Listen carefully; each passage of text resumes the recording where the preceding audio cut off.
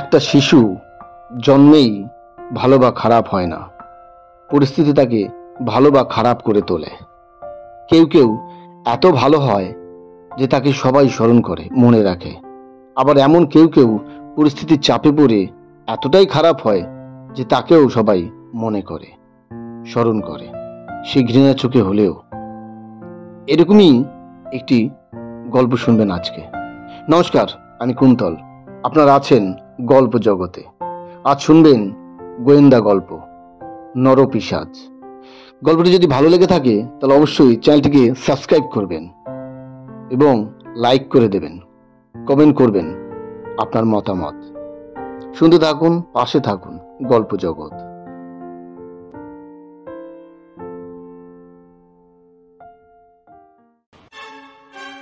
সেদিন অভিষেকের বাড়ি গিয়ে দেখি ও নিশ্চিন্ত মনে একটা খবরের কাগজ পড়ছে।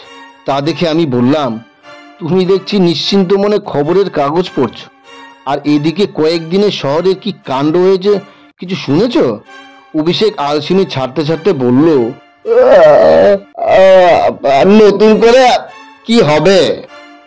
ক্রিমিনালরা একের পর এক খুন করে চলেছে, আর পুলিশরা নাকে সর্ষের তেল দিয়ে ঘুমানোর পর যেটুকু সময় পাচ্ছে তাতে অপরাধী ধরতে পারছে না। কি এটাই তো বলবে? আরে না না গোয়েন্দা অভিষেক, সেটা হলেই তো হয়েই যেত। তাহলে কি তোমাকে কিছু বলতাম? এই বিষয়ে তুমি ফেল করেছ। বলো কি? আমার ধারণা ঠিক না? তাহলে সঠিকটা কি? শোনো, খুন হচ্ছে না, তবে গত কয়েকদিন ধরে শহরের বিভিন্ন প্রান্ত থেকে মেয়ে গায়েব হয়ে যাচ্ছে, আর যারা হারিয়ে যাচ্ছে তারা প্রত্যেকেই বিবাহিত। এবং আরো চমকপ্রদ হলো, যেসব মহিলাদের সদ্য বিয়ে হয়েছে শুধুমাত্র তারাই হারিয়ে যাচ্ছে। বলো কি? এ তো সাংঘাতিক ব্যাপার। তা পুলিশ কি বলছে? পুলিশ তো হারিয়ে যাওয়ার মোটিভই খুঁজে পাচ্ছে না। বুঝলাম। প্রথমেই বললাম না, যে কোনো ঘটনায় ওই উপরে উপরে ভাবলে হয় না। প্রত্যেক ঘটনারই গভীরে ঢুকতে হয়। কোনো না কোনো কারণ অবশ্যই থাকে। আসলে পুলিশের দোষ দিয়ে লাভ নেই। সরকার মাসে শেষে মোটা অঙ্কের মাইনে দেয়। মাসে একটা কেস হলেও যে মাইনে, না হলেও একই মাইনে। এ মাসে কোনো কেস ফাইল হয়নি বলে যা মাইনে পাবে তার অর্ধেক পাবে, এরকম তো নয়। তাই আর পুলিশও কোনো কেস নিয়ে খুব বেশি মাথা ঘামায় না। উপরে উপরে একটু ছানবিন করে, কর্তব্য দেখিয়ে দেয়। কে আর সুখে থাকতে রাত বিরুদ্ধে ছুটতে ভালোবাসে বলো? অভিষেকের বলা শেষ হলে বুটের শব্দে সিঁড়িটা গম গম করে উঠল।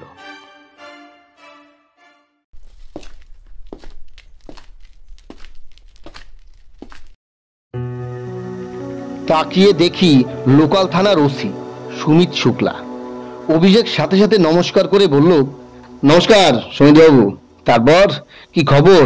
হঠাৎ এই অধমের বাড়ি? কোনো অপরাধ করেছি নাকি? সুমিত বাবু একটু হেসে বললেন, না না, এভাবে লজ্জা দেবেন না। আপনি অপরাধী চিহ্নিত করেন, অপরাধকে দমন করেন। আর যদিও ভুলবশত আপনি অপরাধ করেও থাকেন, তাহলেও আমার মনে হয় আপনি নিজে স্বীকার না করলে কোনো পুলিশই আপনাকে দোষী সাব্যস্ত করতে পারবে না। যাই হোক, শহরের এই কদিনে একটা চাঞ্চল্যকর ঘটনা ঘটেছে, সেটা কি আপনি শুনেছেন? হ্যাঁ, এই যে আমার বন্ধু অনিমেষ, ওর কাছেই শুনলাম। তাহলে তো আর কিছু বলার নেই, সবই জানেন। এবার বলি, আপনার কাছে কেন এসেছি?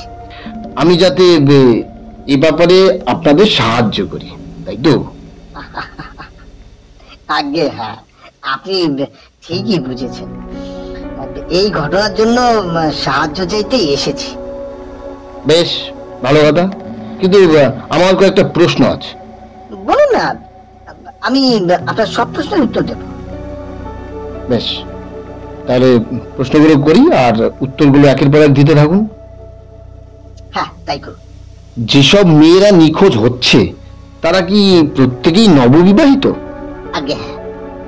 আচ্ছা, ঠিক কখন এই মেয়েগুলো নিখোঁজ হচ্ছে? মানে সময়টা কখন? সকালবেলা, দুপুরবেলা, সন্ধ্যাবেলা নাকি রাতের বেলা? অভিভাবক আসলে ব্যাপারটা কখন হচ্ছে সেটাই বুঝতে পারছি না। মানে যেসব মেয়েদের বিয়ে হয়েছে তারা বিয়ের পরদিনই নিখোঁজ হচ্ছে, এরকমটা নয়, মানে এরকমটা হচ্ছে না, বিয়ের বেশ কিছুদিন পর। আচ্ছা, ঠিক কতদিন পর বলতে পারবেন? তাও ধরুন ওই বিয়ের 5-6 মাস পর। বেশ, আরেকটা কথা, এই যে বিবাহিত মেয়েরা হারিয়ে যাচ্ছে এর পেছনে তো কোনো বড়সড় কিডন্যাপ গোষ্ঠীও থাকতে পারে। এটা বলছি তার কারণ দেখুন, শুনতে খারাপ লাগলেও এটা কিন্তু সত্যি যে অবিবাহিত মেয়েদের চেয়ে বিবাহিত মেয়েদের শরীরের গঠন পুরুষ মানুষকে বেশি আকৃষ্ট করে। তাই আমার অনুমান কোনো ক্রাইম গোষ্ঠী এইসব বিবাহিত মেয়েদের অপহরণ করে হয়তো দেহ ব্যবসায় লাগিয়ে দিচ্ছে, বা এই ধরনের কোনো নোংরামি কাজে হতে পারে। ক্ষমা করবেন, এই ধারণাটা আপনার সম্পূর্ণ ভুল। কারণ এই ব্যাপারটা প্রথমে আমরাও ভেবেছি, এবং কি বলবো, সেই জন্য দেশের সমস্ত পতিতালয় এবং যত প্রাইভেট হোটেল আছে সেখানে নাকা চেকিং এর ব্যবস্থাও করেছি, কিন্তু এইরকম ঘটনার আভাস পাই। বুঝলাম, ঠিক আছে, আমি ব্যাপারে দেখছি। তবে আপনারা যেখানে পারছেন না সেখানে আমি কতটা কি করতে পারবো বলতে পারছি না। অভিভাবক প্লিজ এভাবে বলবেন না, বড় আশা নিয়ে আপনার কাছে এসেছি, আপনি ফেরাবেন না। আমার দৃঢ় বিশ্বাস আমরা না পারলেও আপনি ঠিক পারবেন। এভাবে বলবেন না, আমিও মানুষ, কোনো যন্ত্র নই। আমার জীবনেও বহু কিছু আছে যেটা আমি সমাধান করতে পারিনি। যাই হোক, আপনি যান, আমি দেখছি। বেশ, আজ তাহলে উঠি, নমস্কার। ওসি সুমিতবাবু চলে গেলেন। অভিষেক আমায় বলল, চলো একটু বাজার থেকে ঘুরে আসি, কিছু গল্পের বই কিনবো, অবসর সময় পড়া যাবে। আমি সম্মতি জানিয়ে দুজনে বেরিয়ে পড়ল।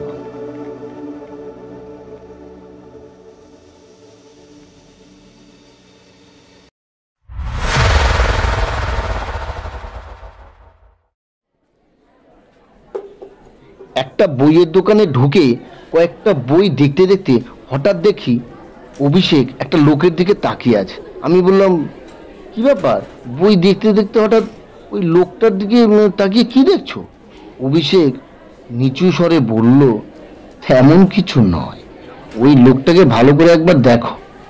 আমি এবার মনোযোগ সহকারে প্রগাঢ় দৃষ্টিতে লোকটাকে দেখি। বয়স আন্দাজ 35 থেকে 40-এর মধ্যে, মাথার চুল মিশমিশে কালো, লম্বা প্রায় 6 ফুট, ফর্সা, মুখে অসংখ্য জল বসন্তের দাগ স্পষ্ট, চুলগুলো বেশ বড়, ঘাড় পর্যন্ত নেমে গেছে, চোখ দুটো বেশ বড় আর উজ্জ্বল, পরনে ব্লেজার প্যান্ট। সব দেখে বললাম, দেখে তো ভদ্রলোক বলে মনে হচ্ছে, তা ওনাকে দেখার কি হলো? এই কথা শুনে অভিষেক আমায় বলল, অনিমেষ, শুধু লোকটাকে দেখলে, উনি যে ভদ্র মহিলার সাথে কথা বলছে তাকে দেখলে না? কি অদ্ভুত ব্যাপার বলছো বলো তো? একজন অপরিচিত মানুষ কার সাথে কথা বলছে সেটা আমরা কেন ভাববো? আরে বোকারাম, আমি কি বলেছি উনি কার সাথে কথা বলবে আর কার সাথে বলবে না সেটা আমাদের জানাবে? তাহলে কি বলতে চাইছো? আমি বলতে চাইছি না, দেখাতে চাইছি। মানে কি দেখাবে? ভালো করে দেখো, ওই ভদ্রলোক যে ভদ্র মহিলার সাথে কথা বলছে সেই মহিলার বয়সের সাথে ওই ভদ্রলোকের বয়সের অনেক ব্যবধান, তাই কোনো মতেই ওই ভদ্রলোক ওই মহিলার স্বামী হবেন না। আর একটা ব্যাপার, ভদ্রলোক যদি মহিলার পরিচিত হতেন তাহলে দুজনের মধ্যে অতটা জায়গার ব্যবধান থাকতো না। আর একটা জিনিস সেটা হলো, ভদ্রমহিলা কথা বলছেন বটে, তবে ভদ্রলোকের মুখের দিকে কিন্তু তাকাচ্ছেন না। তার মানে ওই ভদ্রলোক কোনোভাবেই ওই মহিলার পরিচিত কোনো ব্যক্তি নয়। বেশ, বুঝলাম। তা তুমি এখন কি করতে চাইছো? করতে আমি কিছুই চাইছি না, শুধুই ভাবছি ওনারা দুজন আর অপরিচিত সেটা কিন্তু নির্ভুল। আমরা ওনাদের দেখছি, তাও প্রায় 15 মিনিটের বেশি হয়ে গেছে। একজন পুরুষ মানুষ না হয় নারী দেখলে গায়ে পড়ে কথা বলে, তাই বলে একজন নারী অপরিচিত পুরুষের সাথে এতক্ষণ কথা বলবে? ভারী অদ্ভুত ব্যাপার। অভিষেক বলা শেষ করে আবার একটা বইয়ের দিকে মুখ ঘোরালো। আমিও সেদিকে দেখলাম। এমন সময় অভিষেককে এক ব্যক্তি চলতি অবস্থায় ধাক্কা মারল এবং সাথে সাথেই সরিও বলল। অভিষেক আর আমি একসাথে তাকিয়ে দেখি এতক্ষণ মহিলার সাথে কথা বলা সেই লোকটি। অভিষেক সাথে সাথে বলল, সরি বলার কিছু নেই, এত ভিড়, ধাক্কা লাগতেই পারে। তো আপনাকে একটা কথা জিজ্ঞেস করবো, অবশ্য যদি কিছু মনে না করেন, এটা আপনার একান্তই ব্যক্তিগত ব্যাপার। তাই না না, অত ভাবছেন কেন, বলুন। মানে কথাটা হলো, এই দোকানে ঢোকার পরই আপনাকে এক ভদ্র মহিলার সাথে কথা বলতে দেখলাম। এখন দেখছি আপনার সাথে আর নেই। তা উনি কি আপনার পরিচিত কেউ? আরে, আপনি তো গোয়েন্দার মতো কথা বলছেন। আমি কার সাথে কথা বলেছি আপনি লক্ষ্য করেছেন? বাহ, আপনার দৃষ্টিভঙ্গি আছে। আসলে উনি আমার পরিচিত কেউ নন। আমি এখানে কিছু বই কিনতে এসেছিলাম, আর উনিও এখানে বই কিনতেই এসেছিলেন। এবার হয়েছেটা কি, আমি যে বই চুজ করেছি, কাকতালি ভাবে উনিও সেই বইটাই চুজ করেছে। আমি নিতেই যাচ্ছিলাম, এমন সময় উনি বললেন, এই বইটা না আমারও খুব পছন্দের, আপনি না নিয়ে যদি আমাকে দিয়ে দেন তাহলে না খুব ভালো হয়। আসলে আমার এই 4-5 মাস হলো বিয়ে হয়েছে, বাড়িতে তেমন কোনো কাজ নেই, তাই ভাবলাম গল্পের বই পড়ে সময় কাটাবো, সেই জন্য এখানে বই কিনতে এসেছি। আর আমার তন্ত্রমন্ত্রের গল্প খুব ভালো লাগে।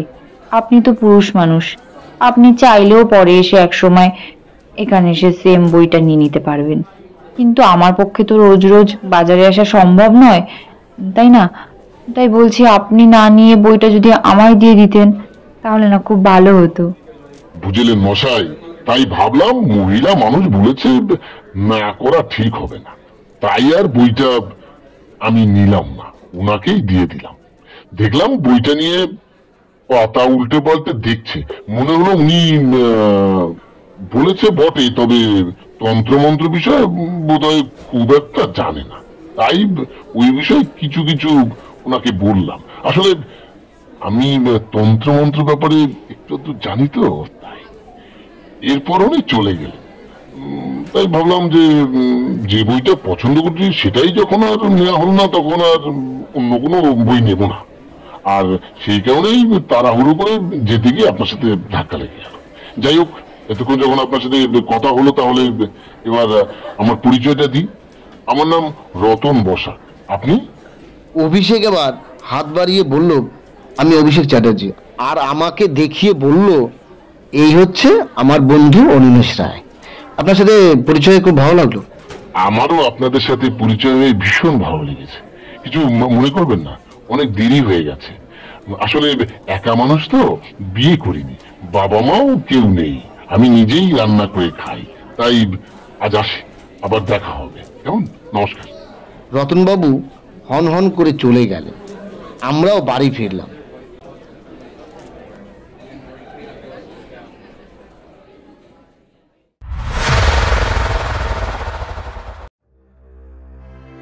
দুদিন পর আমি অভিষেকের বাড়ি গিয়ে বললাম, শুনেছো তুমি, আজ আবার একজন নারী শহর থেকে নিখোঁজ হয়েছে। অভিষেক একটু চুপ থেকে বলল, খবরটা আমি শুনেছি, তবে আমার মনে হচ্ছে এটা কোনো দলের কাজ নয়। কোনো একজন ব্যক্তি উদ্দেশ্য প্রণোদিত ভাবে নারীদের অপহরণ করছে। কিন্তু প্রশ্ন হলো, অপহরণ করে কোনো মুক্তিপণ চাইছে না কেন? আর নারীদের নিয়ে করছেটাই বা কি? আমি অভিষেকের কথা শুনে একটু ভাবতে থাকলাম। এমন সময় অভিষেক আবার বলল, অনিমেষ, এই কেসের ব্যাপারে তো তেমন কিছুই করতে পারছি না, তাই ভাবছি চলো কয়েকদিন দার্জিলিং থেকে ঘুরে আসি। কি বলছো? কেস না মিটিয়েই ঘুরতে চলে যাবে? লোকে কি বলবে? গোয়েন্দা অভিষেক চ্যাটার্জি কেসকে ভয় পেয়ে পালিয়ে গেছে? আরে দূর, তুমিও না লোকের কথা ভাবছো। আরে মানুষের কাজ চর্চা করা, যেটা মোটেই মন আর স্বাস্থ্য কোনোটার পক্ষেই ভালো নয়। আসলে ঘুরতে যাওয়ার কথা ভাবছি এই কারণেই যে এই পুরো বিষয়টা নিয়ে চিন্তা করতে করতে না মনটা কেমন ভারী হয়ে গেছে। আর এমনিতেই এত গরম, তাই ভাবলাম দার্জিলিং থেকে একটু ঘুরে আসি। বাইরের পরিবেশে গেলে মনটাও হালকা হবে আর স্বাস্থ্য একটু ভালো হবে। তা ঠিকই বলেছ। তাহলে কবে যাবে ঠিক করলে? এই তো আজ বৃহস্পতিবার, রবিবার আমরা যাব। কেমন? তোমার কোনো অসুবিধা নেই তো? না না, আমার আবার কিসের অসুবিধা, চলো বেরিয়েই আসি। বেশ, তাহলে তো আর কোনো কথাই নেই। এখন একটু বাজারে চলো, কিছু জামা কাপড় কিনে আনি। আমরা দুজনেই বাজারে চলে গেলাম।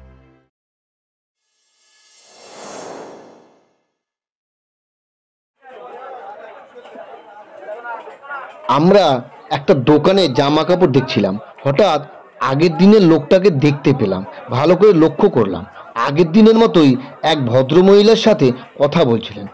আমি অভিষেককে বললাম, অভিষেক, ওই দেখো আগের দিনের লোকটা আবারও একটা মহিলার সাথে কথা বলছে। অভিষেক সেদিকে তাকিয়ে খুব ধীর গতিতে লোকটার কাছে গিয়ে বলল, নমস্কার রতনবাবু, আমায় চিনতে পারছেন? লোকটা একটু হতচকিত হয়ে তাকালো, তারপর বলল, হ্যাঁ, চিনব না কেন? আপনার নাম অভিষেক চ্যাটার্জি, আর উনি আপনার বন্ধু অনিমেষ রায়। বাহ, আপনার স্মৃতিশক্তিও দেখছি খুব প্রখর, ভোলেননি আমাদের। আপনারও স্মৃতিশক্তি কম প্রখর নয়, মাত্র কয়েক মুহূর্ত কথা বলেছিলাম, তবুও আমায় ভোলেননি। বেশ, আমি আপনার কথায় সম্মতি দিলাম। এবার একটা কথা বলুন তো, আপনি কয়েক মুহূর্ত আগেই একজন ভদ্রমহিলার সাথে কথা বলছিলেন। আমি আপনার কাছে পৌঁছানোর আগেই চলে গেলেন, আর আপনার কথা অনুযায়ী আপনি বিয়ে করেনি তো।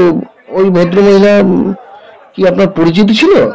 আপনি কিন্তু একজন গোয়েন্দার মতো কথা বলছেন। আরে না না, আপনি ভুল বুঝছেন, আমি কোনো গোয়েন্দা নই। আসলে আগের দিন আপনার সাথে পরিচয় হলো তো, আর দেখলাম আপনি একজন মহিলার সাথে কথা বলছেন, তাই জিজ্ঞেস করলাম। অসুবিধা থাকলে বলতে হবে না। না না, কোনো অসুবিধে নেই, উনি আমার পরিচিত কেউ নন। আমি একটা কোট দেখছিলাম, এমন সময় দেখি ওই ভদ্রমহিলা দোকানদারের সাথে তর্ক করছেন।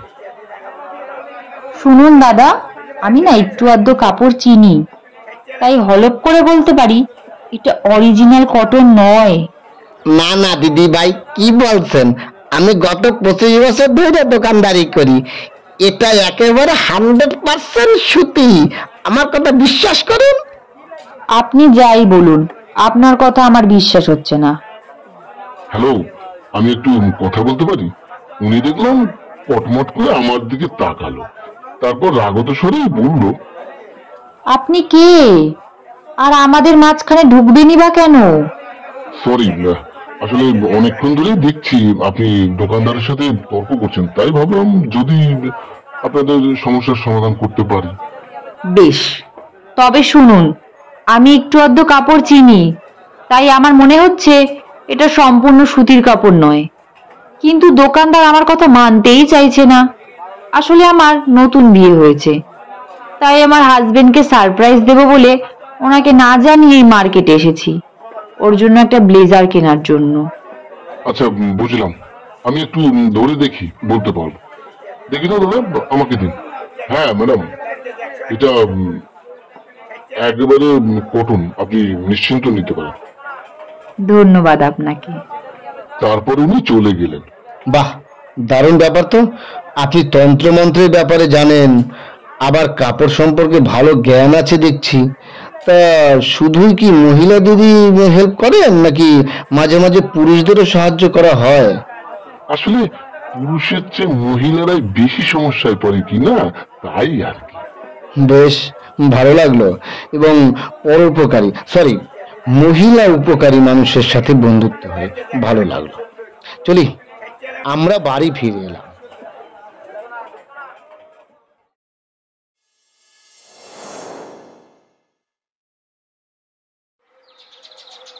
রবিবার সকালে বেরোনোর সময় খবরের কাগজে দেখলাম আবার একজন মহিলা নিখোঁজ হয়েছে।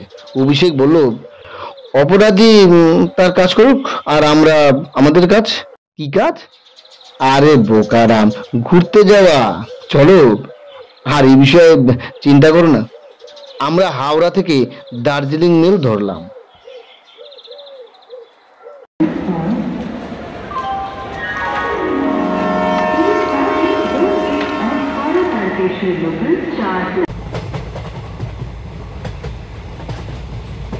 ট্রেন চলছে, এমন সময় দেখি সেই পূর্ব পরিচিত রতনবাবু আরও এক মহিলার সাথে কি যেন একটা বলছে। আমি অভিষেককে সে কথা বলতেই অভিষেক রতনবাবুকে ডেকে নিলেন আর বলল, আরে রতনবাবু যে, এদিকে আসুন। রতনবাবু আমাদের কাছে এসে বললেন, আরে আপনারা কোথায় চললেন? অভিষেক বলল, দার্জিলিং যাচ্ছি গরম শরীরকে ঠান্ডা করতে। আর আপনি?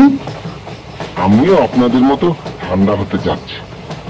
বেশ, বসুন, রাস্তা তো কম নয়, একসাথে গেলে গল্প করতে করতে যাওয়া যাবে আর সময়টাও কেটে যাবে। ঠিক বলেছেন, তাহলে আপনাদের সাথে এই কামরাতেই যাই। আমরা তিনজনেই বসে পড়লাম সিটে।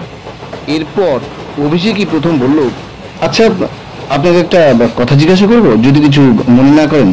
আরে না না, আপনারা এখন আমার বন্ধু, আর এক বন্ধু অন্য বন্ধুকে কিছু জিজ্ঞেস করলে খারাপ মনে করে? আপনি নিশ্চিন্তে বলুন। প্রশ্ন এটাই যে আগের দুবার দেখা হয়েছে, তখনও দেখেছি আপনি কোনো এক মহিলার সাথে কথা বলছিলেন। জিজ্ঞেস করাতে বলেছেন প্রত্যেককেই আপনি সাহায্য করেছেন, আর এখনো দেখলাম এক মহিলাকে সাহায্যই করছেন, কিন্তু আপনি আবার বলেছেন বিয়ে করেন। এই ব্যাপারটা আমার কিরকম একটা অদ্ভুত লাগছে। বিয়ে করেননি মানে আপনি কোনো নারীর সঙ্গ করছেন না, অথচ সেই নারীদেরই আপনি সাহায্য করছেন। এটা কি ব্যাপার বলুন তো? ও আচ্ছা, এই ব্যাপার। তবে শুনুন, বিষয়টা খুব সিম্পল। আমি নারীদের সাহায্য করি কারণ আমার মতে নারীরা সবচেয়ে দুর্বল। আর বিয়ে করিনি কারণ নারীদের আমার ঠিক ভালো লাগে না, মানে ওদের আদব কায়দা, বিশেষ করে চরিত্র। আর এটা বুঝতে পেরেছি যে বিয়ের পর মহিলারা কতটা পরাধীন হয় তা বলতে পারবো না, তবে পুরুষদের স্বাধীনতা একেবারেই থাকে না বললেই চলে। কোথাও গেলে হাজারটা কৈফিয়ত দিতে হয়, তার কাছে গেছি, সে কেমন বন্ধু, আসতে এত দেরি হলো কেন, এক্সেট্রা এক্সেট্রা। বুঝলাম। তবে কি জানেন, আপনার মতো যদি বেশিরভাগ পুরুষ মানুষেরই নারীর প্রতি এরকম মনোভাব জন্মায়, তাহলে নির্ঘাত আমাদের সমাজ শীঘ্রই মনুষ্যহীন সমাজে পরিণত হবে। আরে না, আমার মতে সবার মনোভাব এক হবে না। এইভাবে আরো কিছু অন্যান্য কথা বলতে বলতে রাতটা প্রায় না ঘুমিয়ে কাটিয়ে দিল অভিষেক আর রতনবাবু। আমি ঘুমিয়ে পড়লাম।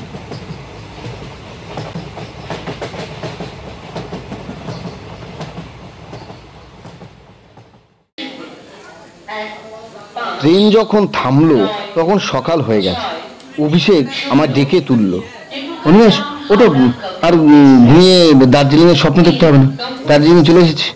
আমি দেখলাম রতনবাবু নেই। সে কথা জিজ্ঞেস করাতে অভিষেক বলল, হ্যাঁ ট্রেন দাঁড়াতেই উনি দেখলাম চলে গেলেন। ঠিকানা জানতে তবুও বললেন না। জানতে চাইলাম কিন্তু কি জানো বুঝতে পারছি না। যাই হোক, ওনার কথা ছাড়ো, তাড়াতাড়ি চলো, একটা ঠিকঠাক রুম তো বুক করতে হবে নাকি। আমরা একটা ট্যাক্সিতে হোটেলে গিয়ে রুম নিয়ে বিশ্রাম করলাম।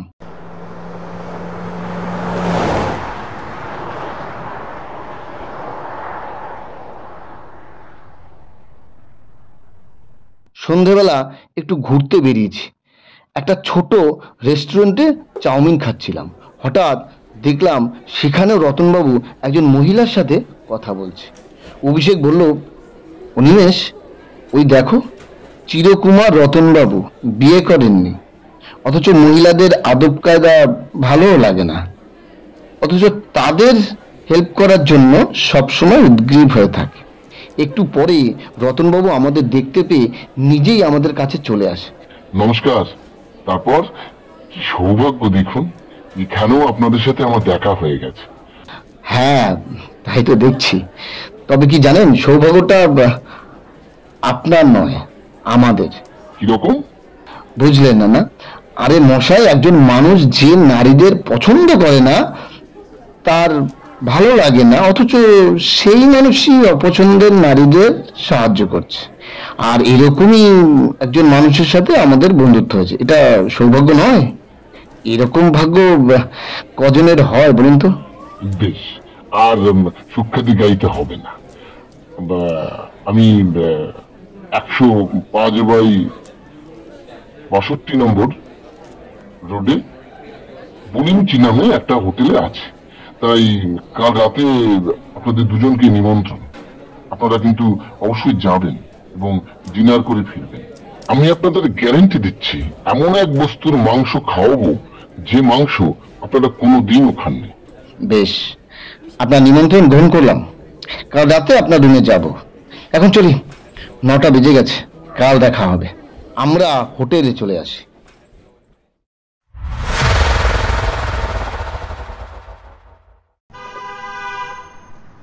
সকালে খবরের কাগজ দেখি শিলিগুড়িতে ঘুরতে আসা এক নববিবাহিত বধূ নিখোঁজ। সেটা অভিষেকে জানাতেই বলল, কি অদ্ভুত ব্যাপার না? কলকাতায় অপহরণ হচ্ছিল, এখন দার্জিলিংয়ে শুরু হয়ে গেল।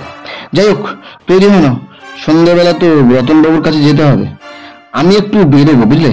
এই অচেনা জায়গায় তুমি একা কোথায় যাবে? আরে ভয় পাচ্ছ কেন? একা হলেও প্রাপ্তবয়স্ক তো, আর বাকি রইল অচেনা জায়গা, তাই তো? ইচ্ছে থাকলে চিনতে কতক্ষণ আর লাগবে। তুমি এগো না, তুমি তৈরি থেকো, আমি একেবারে সন্ধ্যাবেলা ফিরবো, কেমন? এই কথা বলেই অভিষেক বেরিয়ে গেল। আমি হোটেলের চারপাশটা একটু দেখে দুপুরে খেয়ে বিশ্রাম নিলাম। ঘুমিয়ে উঠে দেখি সন্ধে হয়ে গেছে। তাড়াতাড়ি তৈরি হয়ে নিলাম। অভিষেক এসেই বলল, রতনবাবুর হোটেলে নিমন্ত্রণ রক্ষা করে আসি। আমরা রতনবাবুর হোটেলে পৌঁছে যাই। দরজায় কলিং বেল চাপলাম। দরজা খুলে আমাদের স্বাগত জানালো রতনবাবু। আসুন আসুন, আপনাদের জন্যই অপেক্ষা করছিলাম বিকেল থেকে। আমরা ভিতরে গিয়ে বসলাম। বিভিন্ন কথা বলতে বলতে রাত 9টা বেজে গেল। তাই অভিষেক বলল, রতনবাবু, এবার ডিনারটা করে নি। রতনবাবু সম্মতি দিয়ে বললেন, নিশ্চয়ই। তবে আবারও বলছি, আজ আপনাদের এমন এক প্রকার মাংস দিয়ে ডিনার করাবো যে মাংস আপনারা এর আগে কখনো খাননি, আর এর স্বাদও অতুলনীয়। চলুন। আমরা টেবিলে গিয়ে বসলাম। রতনবাবু ফ্রিজ থেকে খাবার নিয়ে এলেন। খাবারটা দিতেই যাবে এমন সময়, কি কারণে জানি না, অভিষেক বলল, রতনবাবু, যদি কিছু না মনে করেন তাহলে একটা অনুরোধ করব, রাখবেন? রতনবাবু নিঃসংকোচ হয়ে বললেন, অবশ্যই, আপনারা আজ আমার অতিথি, তাই আপনাদের সব অনুরোধ আবদার রাখাটা আমার দায়িত্বের মধ্যে পড়ে। বলুন, কি করতে হবে আমাকে? অভিষেক বলল, সত্যি বলতে আপনার মাংসের রং দেখেই বুঝেছি এটা কোনো বিশেষ প্রজাতির প্রাণীর মাংস। হ্যাঁ, তাই তো বারবার বলছি, এই প্রাণীর মাংস আপনারা জীবনে কখনো খাননি, তাই আপনাদের নিমন্ত্রণ করেছি ডিনারে। সেই জন্যই বলছি যে এখানে আমরা খাবো না, আপনি বরং বেশি করে আমাদের দুজনের জন্য দিয়ে দিন। আমরা হোটেলে গিয়ে বেশ আরাম করে খাবো, আর কিছুটা রেখে দেবো, পরের দিন আবার খাবো। কারণ এই বিরলতম প্রজাতির মাংস তো বারবার পাওয়া যাবে না, তাই না? বেশ, আপনাদের ইচ্ছাই পূর্ণ হোক। রতনবাবু অনেকটা মাংস একটা টিফিন বাটিতে করে আলাদা করে আমাদের দিয়ে দিল। আমরা হোটেলের উদ্দেশ্যে বেরিয়ে পড়লাম।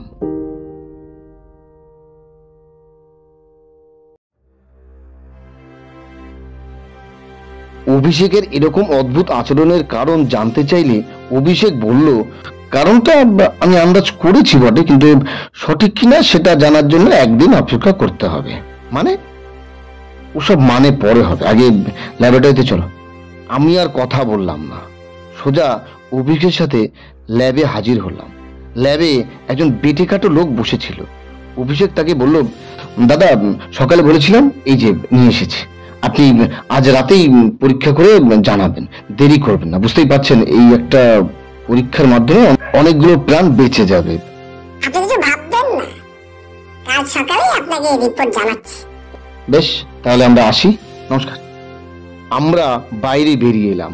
অভিষেকের কাজকর্ম কিছুই বুঝতে পারছিলাম না, তবুও রাস্তায় কিছু বলিনি। রুমে এসেই জিজ্ঞেস করলাম, কি করছো এসব?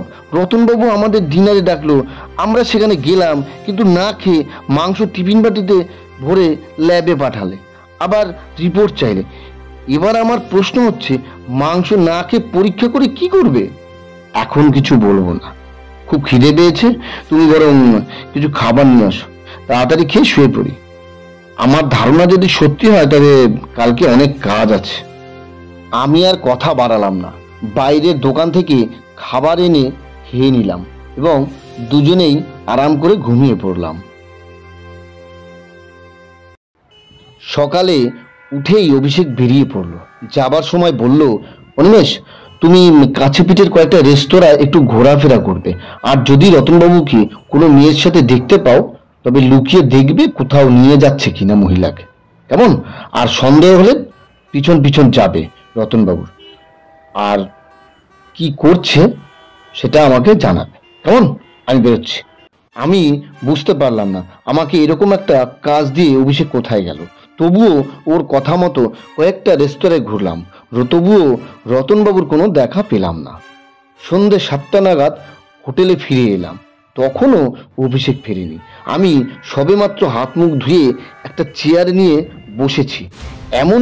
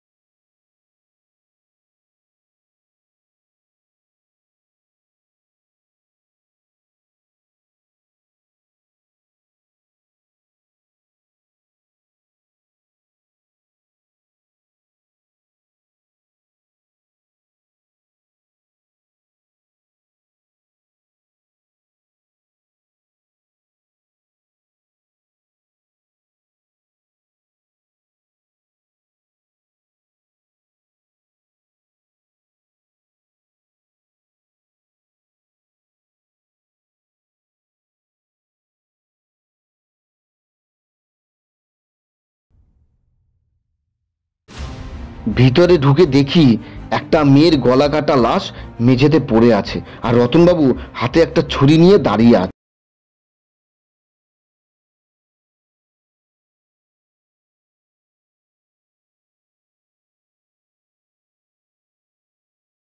রতনবাবু, এই হলো আপনার বিরল প্রজাতি, যার মাংস আমাদের দিয়েছিলেন, তাই তো? যাই হোক, ছুরিটা আমার হাতে দিয়ে দিন। যদি চালাকি করেন তাহলে আমার হাতে রিভলভারটা দেখছেন তো, বেশি কিছু লাগবে না, ট্রিগারটা একবার চেপে দেবো, তাতেই বড় হরি হরি বল। দেখলাম রতনবাবু আর কোনো কথা না বলে ছুরিটা অভিষেকের হাতে দিয়ে দিল। তারপর অভিষেক আবার বলল, নিন, এবার চেয়ারে বসে বলুন, মেয়েদের প্রতি আপনার এত জিঘাংসা কেন? মেয়ের এই সমাজের কলঙ্ক, ওদের বেঁচে থাকার কোনো অধিকার নেই। আমি সমাজ থেকে সমস্ত নববিবাহিতদের, আমি নারীদের উৎখাত করতে চাই, উৎখাত। বুঝলাম, কিন্তু এইভাবে বললে হবে না, পুরো ঘটনাটা বিস্তারিতভাবে বলে ফেলুন, তাতে হয়তো আপনার সাজা কিছুটা কম হবে। দেখলাম রতনবাবু ধীর স্থির হয়ে বলতে শুরু করলেন,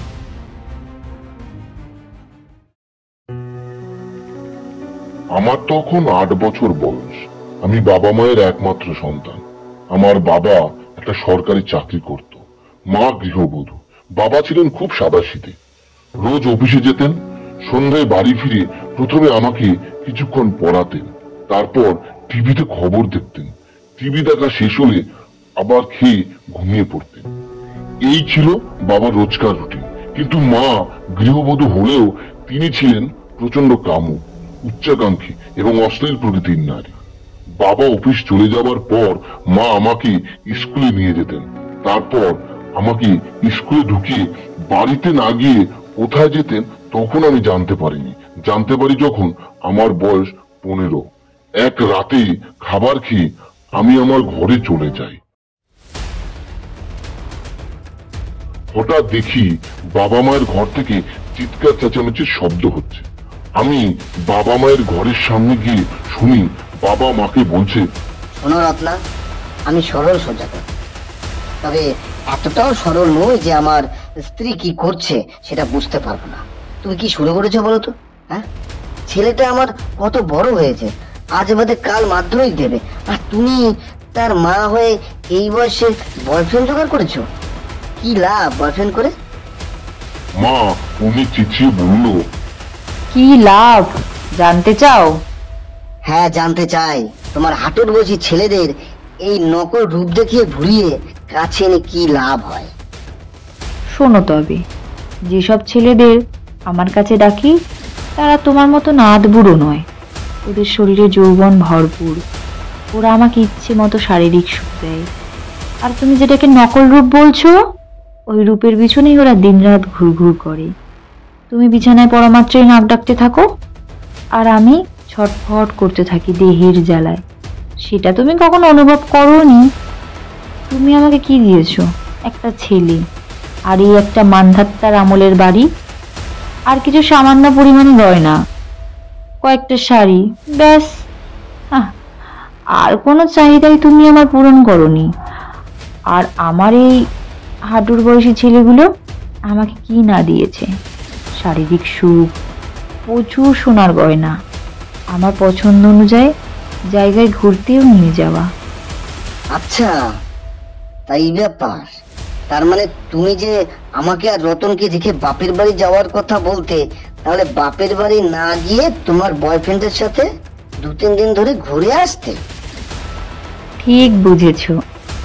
ওদের সাথে যদি রাত না কাটাই তাহলে ওরাই বা আমার কথা কেন শুনবে? আর জানো তো, কিছু পেতে গেলে কিছু তো দিতেই হয়। আর তাছাড়া ওদের সাথে শারীরিক সম্পর্ক করতে আমারও খুব ভালো লাগে। ছি, তোমাকে আমার স্ত্রী ভাবতে ঘৃণা হচ্ছে। সে তুমি যতই ঘৃণা করো, আমি যা করছি বা আগামী দিনে যা করব তাতে আমার কোনো লজ্জা বা সংকোচ কিছুই নেই।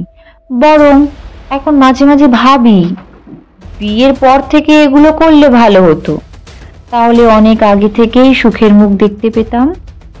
আজ থেকে আমি আর তোমার সাথে এক ঘরে শোবো না, আলাদা ঘরে শোবো। তুমি আমার সাথে এক বিছানায় ঘুমালেও আমার কিছু আসে যায় না, আর না ঘুমালেও কিছু মনে হবে না, কারণ তুমি পাশে থাকলেও উপসী, না থাকলেও উপসী। বরং তুমি আলাদা ঘরে ঘুমালেই ভালো, তাহলে অন্তত প্রতি রাতে আমাকে উপোস করে থাকতে হবে না। তার মানে কি বলতে চাইছো তুমি? মানেটা খুব সহজ রবিন বাবু। তুমি অন্য ঘরে ঘুমালে আমাকে আর কষ্ট করে দিনের বেলা হোটেলে গিয়ে ছেলেদের সাথে সময় কাটাতে হবে না। সরাসরি রাতেই বাড়িতে আমার ঘরে ওদের নিয়ে চলে আসবো। তাতে লোকেও দেখতে পাবে না, আর হোটেল ভাড়ার টাকাটাও ওদের কাছ থেকে আমি উপরি ইনকাম করে নেব। বুঝেছো?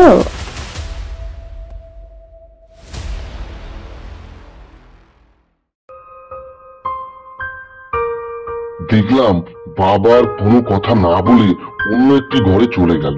পরদিন রাতে সত্যি মা 24-25 বছর বয়সী একটি ছেলেকে বাড়িতে নিয়ে এলো। বাবা জিজ্ঞেস করতেই মা বলল, এটা আমার নতুন বয়ফ্রেন্ড, আজই আমাদের যোগাযোগ হয়েছে, তাই কিরকম ক্ষমতা সেটা টেস্ট করার জন্যই এলাম। যদি বুঝতে পারি সব ঠিক আছে তাহলে কিছুদিন ওর সাথে ঘুরবো, নয়তো নতুন কাউকে খুঁজবো। এসব তুমি কি বলছো রত্না? ঘরে আমার বড় ছেলে রয়েছে, তুমি এক্ষুনি একে বাড়ি পাঠিয়ে দাও। যা শাট আপ। ছেলে বড় হয়েছে মানে ওর নিজের ঘরেই থাকবে, আর বাকি রইল তুমি। তুমি তো আমার সাথে ঘুমোও না, তাহলে আমি আমার ঘরে কি করছি সে তোমার না জানলেও চলবে। তবে হ্যাঁ, তুমি আমার পাশের ঘরেই থাকো, তাই আমি কি করছি সেটা জানার যদি খুব কৌতূহল হয়, তবে দেওয়ালে একটু কান রেখো, শব্দ শুনতে পাবে। আর কিছু না হোক, মনে মনে আনন্দ নিশ্চয়ই পাবে।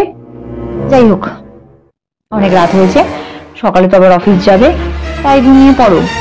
আর আমাকে সারা রাত একটু মন ভরে মজা করতে দাও, অকারণে ডিস্টার্ব করো না প্লিজ। Good night.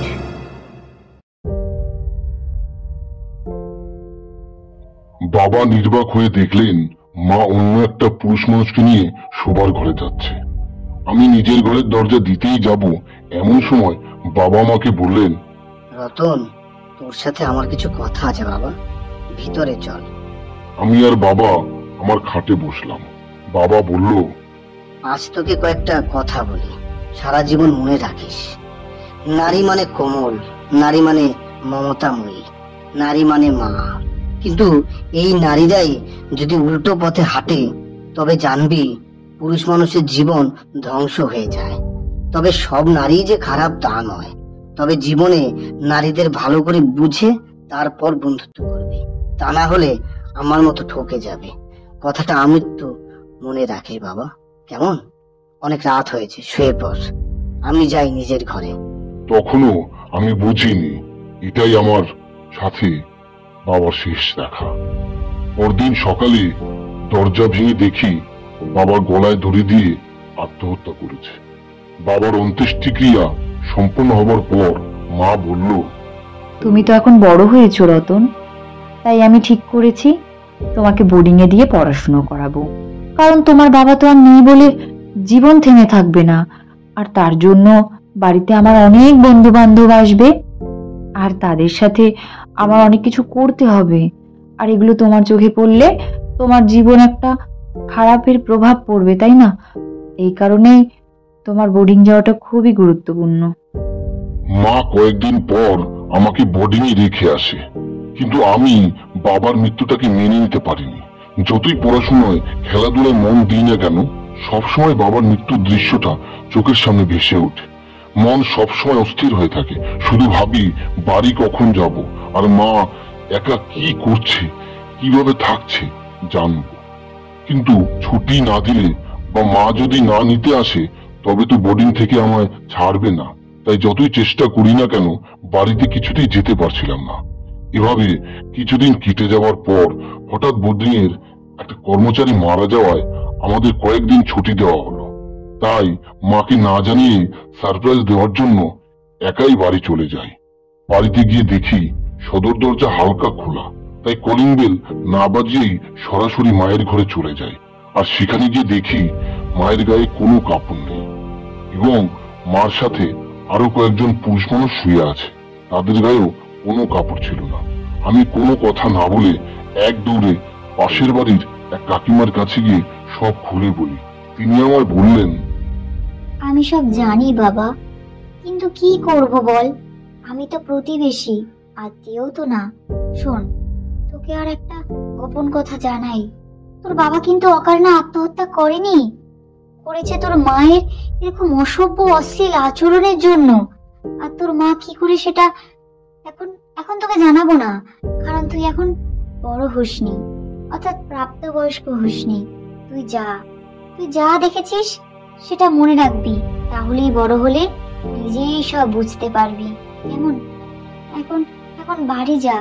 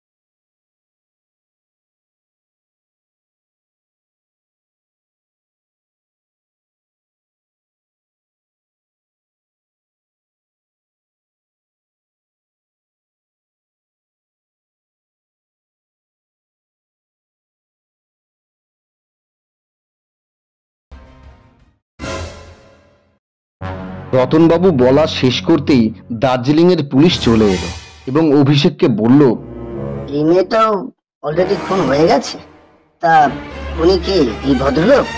অভিষেক একটু হেসে বলল, হ্যাঁ, এই ভদ্রলোকই খুনি। অভিষেক পকেট থেকে একটা টেপ রেকর্ডার বার করে পুলিশের হাতে দিয়ে বলল, এতে খুনির জবানবন্দি আছে, থানায় গিয়ে ভালো করে শুনে নেবেন।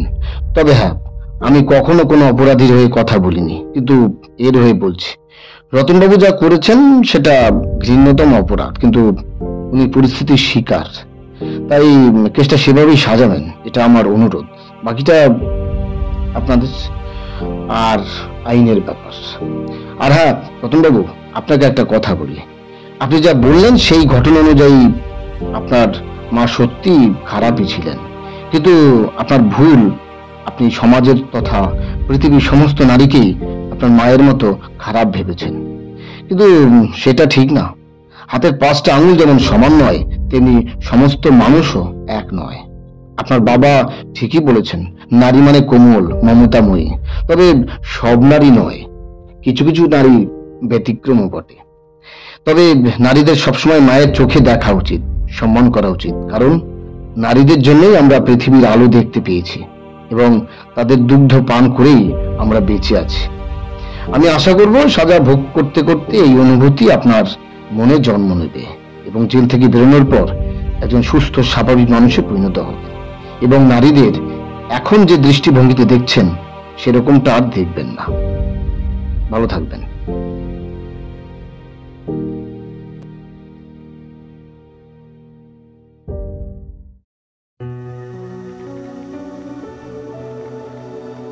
পুলিশ রতনবাবুকে নিয়ে চলে গেলে আমি অভিষেককে বললাম, তুমি বুঝলে কি করে যে রতনবাবুই অপরাধী? শোনো তবে, প্রথমে আমিও ভেবেছিলাম এই ঘটনার সাথে হয়তো একাধিক মানুষের যোগ রয়েছে, কিন্তু সেদিন যখন অপরিচিত মহিলার সাথে রতনবাবুকে কথা বলতে দেখি, প্রথমটা সেরকম কিছু বুঝতে পারিনি, কিন্তু ওনার সাথে কথা বলার পর আমার মনে অল্প বিস্তর সন্দেহ দানা বেঁধেছিল। কারণ যতবারই ওনাকে জিজ্ঞেস করেছি ততবারই বলেছেন প্রত্যেক মহিলাই ওনার অপরিচিত। এবার তুমি বলো, 2-1 না অপরিচিত পুরুষ মানুষের সাথে কথা বলে, তাই বলে প্রত্যেক মহিলাই অপরিচিত একজন পুরুষের সাথে কথা বলবে, তাও আবার নববিবাহিতরা? এবং রতনবাবু বেছে বেছে নতুন বৌদিরই সাহায্য করছে, আর শহর থেকে নববিবাহিত নারীরাই নিখোঁজ হচ্ছে। এটা কিরকম একটা কাকতালীয় ব্যাপার না? আমার মাথায় এই ব্যাপারটি বারবার ঘুরপাক খাচ্ছিল। একটা জিনিস লক্ষ্য করেছি না জানি না, কলকাতায় যখন নারীরা নিখোঁজ হচ্ছিল তখন কিন্তু রাজ্যের অন্য কোনো জেলায় ঘটনা ঘটেনি। আর এই ব্যাপারটা আমি ভালোভাবে বুঝতে পারি। তোমার নিশ্চয়ই মনে আছে যে এখানে এসে একদিন আমি তোমাকে না জানিয়ে সারাদিন বাইরে ছিলাম।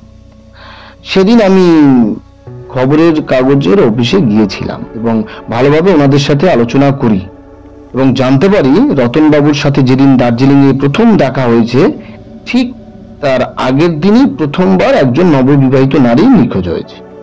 আর এটা জানার পরে আমি পুরোপুরি ভাবে বুঝতে পারি রতনবাবুই আসলে অপরাধী।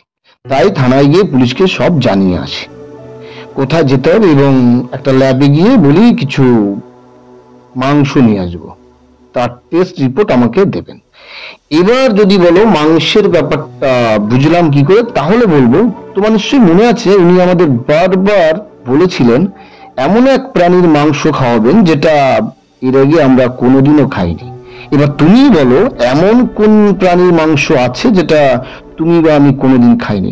সাধারণত মানুষ যেসব প্রাণীর মাংস খায় সেসব মাংস তো আমরা খেয়েছি, তাই না? তাই আমি বুঝতে পেরেছিলাম মাংস পরীক্ষা করলেই এই সমস্যার কিছুটা সমাধান করা যাবে। তাই মাংসটা আমি ওনার কাছ থেকে বুদ্ধি করে ল্যাবে নিয়ে আসি। আর বাকিটা তো জানো। তবে একটা কথা, আমি কলকাতায় বসে যখন ওনার সঙ্গে দ্বিতীয়বার দেখা হয়েছে আমি কিন্তু তখনই ওনাকে টার্গেট করি এবং আমার মনে হয়েছিল যে ওনার মধ্যে কিছু একটা গন্ডগোল আছে। আর সেই কারণে আমি তোমাকে বলিনি, উনি যখন ট্রেন থেকে চলে যাচ্ছিলেন তখন ওনার একটা কার্ড পড়ে যায় পকেট থেকে। সেই কার্ডটা আমি দেখতে পাই, অ্যাড্রেস, অর্থাৎ উনি কোন হোটেলে উঠবে, আমি ঠিক তার পাশের হোটেলেই আমরা উঠি। ভালো করে দেখো, আমাদের এই হোটেল থেকে এই হোটেল অর্থাৎ রতনবাবুর এই হোটেল থেকে আমাদের হোটেল মাত্র একটা হোটেলের পরে। আমি ওনাকে ফলো করি এবং সন্ধ্যাবেলা সেদিন যে বেরিয়েছিলাম সেটা কিন্তু ওনাকে আমি দেখতে পেয়েছিলাম। শুধু তোমাকে আমি বুঝতে দিইনি যে আমি ওনাকে ফলো করে বেরিয়েছি। আমি দেখেছিলাম উনি এই রেস্টুরেন্টেই একজন মহিলার সঙ্গে কথা বলছে, কিন্তু পুরো ব্যাপারটা যদি শিওর না হয়, মানে উনি সত্যি কি না এটা সঠিক তো ছিলাম না, তাই বুঝতে পারিনি। তাই ওনাকে টার্গেট সেইভাবে করিনি, বা ওনাকে বলতে পারো সরাসরি আমি বলিনি। সেই জন্যই আমি তোমাকে বলেছিলাম যে একটু ফলো করো, যে উনি অন্য কোনো নারী বা কোনো মহিলাকে নিয়ে কিছু করছে কিনা বা কোথাও নিয়ে যাচ্ছে কিনা, বুঝলে? বাকিটা তুমি তো জানোই। তবে কি জানো, ওনার নাম রতন বসাক, তাই না? মানুষটা সত্যি রতনই বটে, বাবা মায়ের দেওয়া নামটা সার্থক করেছে। আমরা ওই দিনের পর আরো 2 দিন দার্জিলিং থেকে কলকাতায় চলে আসি। কেমন লাগলো আজকের গল্প? যদি ভালো লেগে থাকে তাহলে চ্যানেলটিকে অবশ্যই সাবস্ক্রাইব করবেন, কমেন্ট করে জানাবেন কেমন লাগলো, একটি লাইক করে দেবেন। সঙ্গে থাকুন, পাশে থাকুন, শুনতে থাকুন গল্প জগৎ। শুভরাত্রি।